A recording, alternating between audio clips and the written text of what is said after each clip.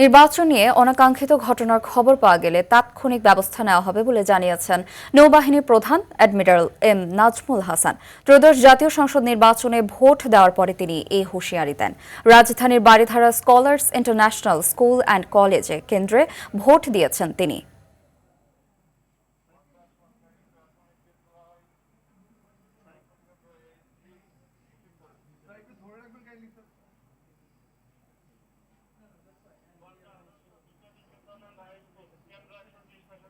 নির্বাচনে অংশগ্রহণ অতীতের যে কোনো সময়ের তুলনায় বেশি হবে বলে আমরা দৃঢ়ভাবে বিশ্বাস করি। যে কোনো সময় যে কোনো ধরনের অভিযোগ যদি আমাদের গোচরীভূত হয়, আমরা তৎক্ষণাৎ সেই অনুযায়ী ব্যবস্থা গ্রহণ করব ইনশাল্লাহ। এই ব্যাপারে আমরা জাতিকে আশ্বস্ত করতে চাই, জনগণকে আশ্বস্ত করতে চাই।